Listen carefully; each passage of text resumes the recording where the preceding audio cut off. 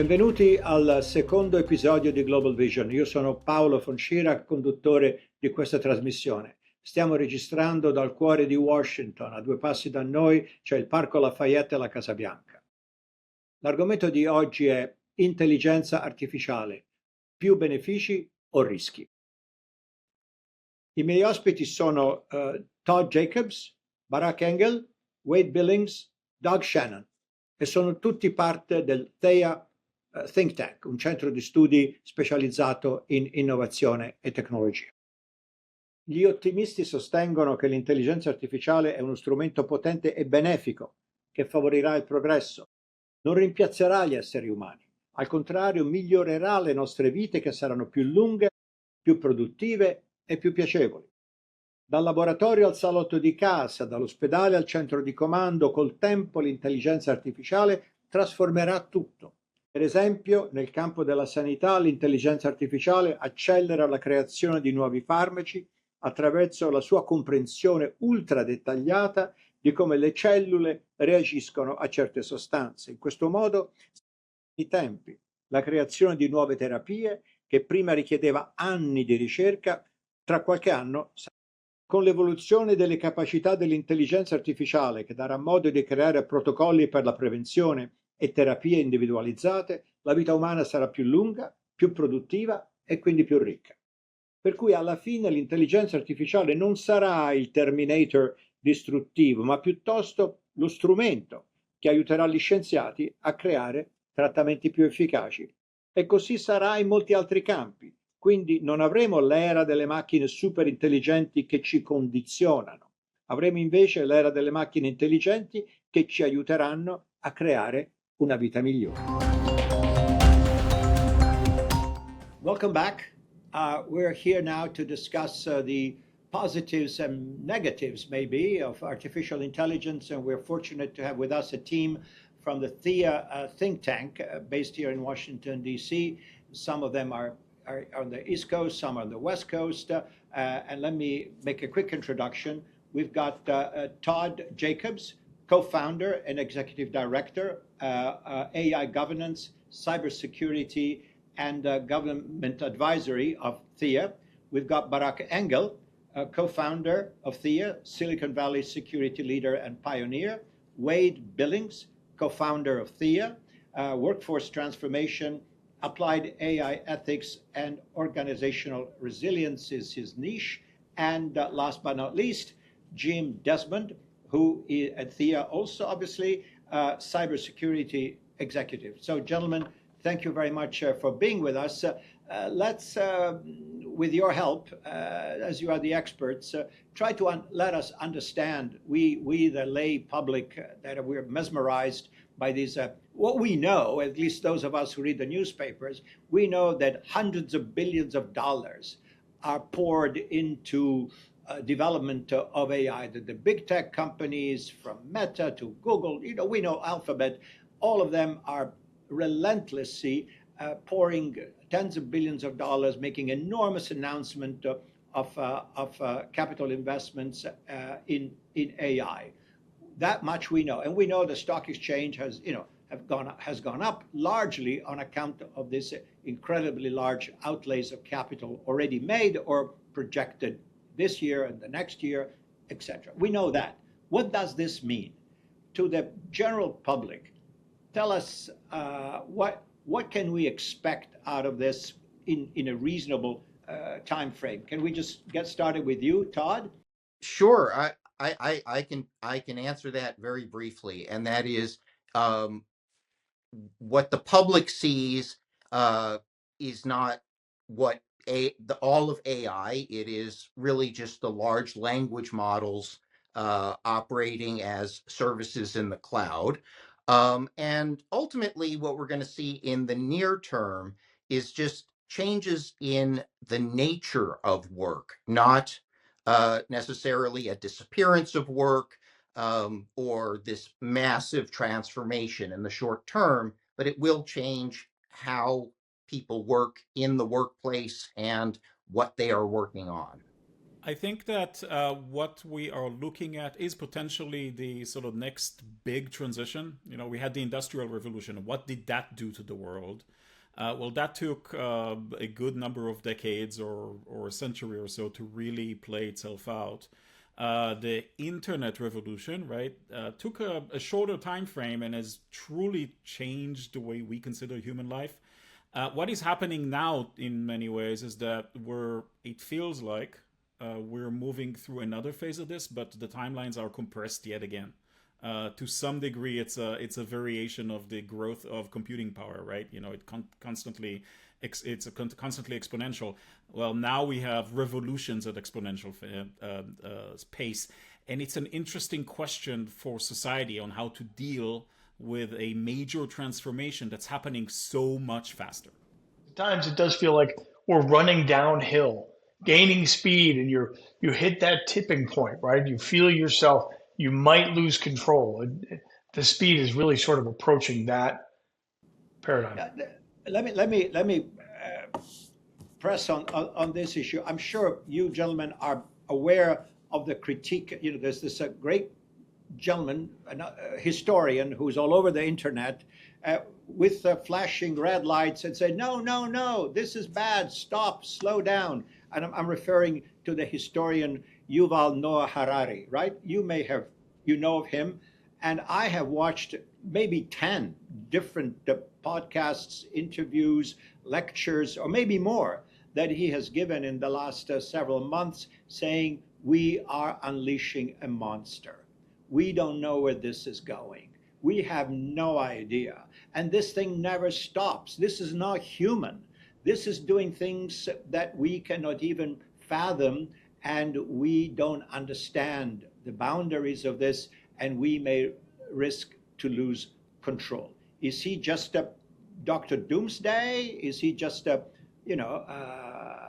exaggerated in his dire predictions, or is there something to it? Well, I want to say something that I think will lead to Wade having some thoughts on this, because I I feel like it's truthy, but it's not where we are. And the reason I say that is it makes a lot of assumptions about what we see today and think of as AI. It is not sentient. It is not uh, uh, really doing anything that we haven't been doing with expert systems and other systems for 30, 40 years now. It's just doing it with a different interface that is an emergent property that even some of the designers don't fully understand. But it is not it is not Skynet, but it is changing the social dimension in a way that, to Jim's point, is like running downhill. And Wade, as our kind of social workplace expert, I think has some thoughts on that. Oh, I definitely have thoughts. Wade, anybody wants to chime in, add anything to this? Well, I, I think we I are definitely at a Prometheus moment, right? We have been handed fire and we're trying to figure out how not to burn ourselves with it. Now, my my take on this is like any other tool, what is wrought with it really depends upon the hands that wield it and what they're going to use it for. And I think that the velocity of change uh, that is happening right now is showing us many different possible potentials, but nothing really clear as far as what does the future hold. So I think that right now, with the way that the AI is progressing, with the tools that are coming out, with the move from a chatbot to be more of agents working on our behalf, I think we will see probably within the next 6 months to a year patterns start to form as far as how people are going to be utilizing this new technology in their daily lives. Now, as far as how it's going to impact, our day-to-day lives, it is already impacting our day-to-day lives. I have many people, many friends in the technology field that are feeling very nervous about some of the new models that have come out recently about their ability to create application code and do so at a level that, just a year ago, would have been considered like, a junior level type of developer. And now they're seeing, better and better code come out of these models. So there are real world impacts that are happening. But as far as the global dystopia that we all, picture, I don't think we're quite there yet. If I may introduce a different tack on this, which is kind of a bit more of a systemic problem, if as I see it, in terms of the development and the speed of development of AI. You gentlemen know extremely well that there is a voracious need for electricity to run the data centers, right? They are sort of the engines of AI, as there are other data centers that we already know, but the projection of creation of new data centers is just enormous. And therefore here in the United States, there is an additional need, I don't know, 250 gigawatts of electricity, and we just simply don't know how to make it. It's simply, based on what I understand, those who are on the other side of the equation, those who have to supply the juice that will fuel data centers, just cannot make it. There's no way to make enough of it to satisfy the currently projected development needs of AI. What do you say on that?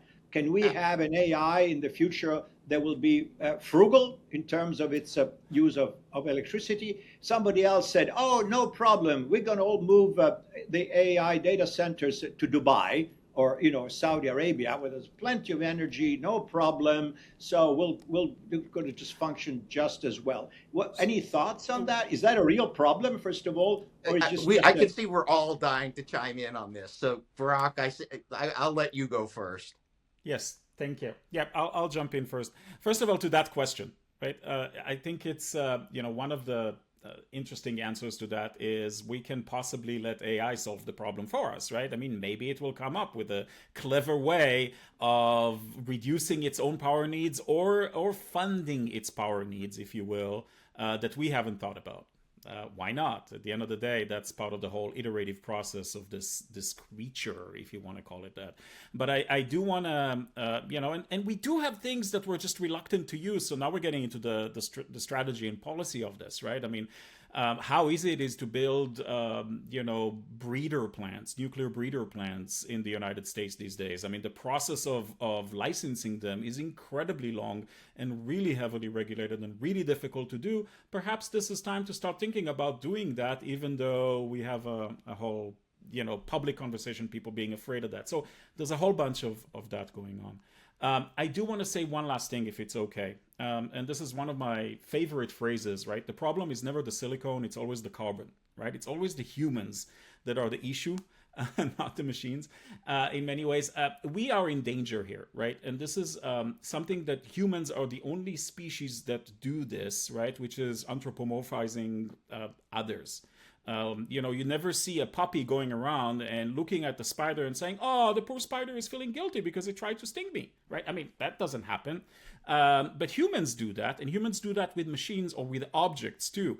We will take little googly eyes and put them on oranges and then start to think that the orange has feelings. We are in great danger of doing this with AI. AI is essentially today, the way we understand it, generative AI, LLMs, large language models, what they really are a squeak toy that's designed to talk back to us. I'm trying to be a little bit outrageous the way I say it, but it is a very, very clever squeak toy, and we're in great danger of giving it qualities that it doesn't have today and it will never have in the future, even if we get to the level of general AI, right? Even if we get to the level where that thing is 1,000,000 times smarter than us, it's not going to feel human emotions. It's never going to be another carbon-based life form. And we have to keep that in mind when we, design policy, when we think of solutions. if when we bring it back to the human realm, we run into trouble. And that goes back to Wade's point about, we've been given fire. We got to be sure we don't burn ourselves. Yeah, but so when we were talking about it from an energy perspective, right? Like if we keep the lens squarely on that, I have two things to point out. One is um, these current demands are a function of the way we're approaching AI, which is if you look back at the history of computing, we went from these big central computers to a computer on every desk. So it's not necessarily that the energy uh, need will go away. It's just that the need for these giant data centers to do the AI processing, I think, is it's an artifact of the economic incentives and processing power that we have. And the other piece is that, to Barack's point, although maybe looking at it from a slightly different lens, people are solving this problem in other ways already. There was, the restriction on chip exports to China forced them to develop systems that used less power and less powerful chips. New computers are coming out and new models that are doing what OpenAI is charging the public for, but you can do it on your own high-end desktop. And um, again, not to overwhelm with technical terms, but there are 12 billion parameter models now that a lot of people can run on their desktop that do almost as good a job as the average, you know, 200 billion parameter model that was available only through the big providers even just a year or so ago. What I wanted to get to, sorry for interrupting, what I want to get to is this. Is there a scenario in which all these great growth projections of the sector announced by these enormous investments by the big tech companies and everybody else working around them are based on we're going to do this, we're going to do that. And this is, for the moment, we're going to build X number of data centers. And we see Amazon and Alphabet going around and shopping and say, oh, we're going to reactivate 3 Mile Island, nuclear power station in Pennsylvania. They'll give us the juice for that. Oh, we're going to do small nuclear reactors. Oh, we're going to do whatever. If these things don't pan out as projected, is this going to say, oh my God, we hit a wall? We can't grow because we don't have the data centers that we thought we would have online based on our business projections, or is this a false problem? I mean, it's a false premise. Okay, It'll explain it to scale us. horizontally.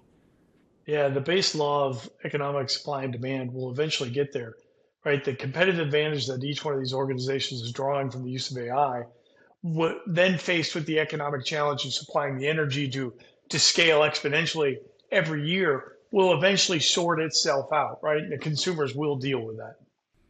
Yeah, it's AI will continue to enable human ingenuity in an even greater and faster sense. We're going to take a break, and we'll see you on the other side of the break.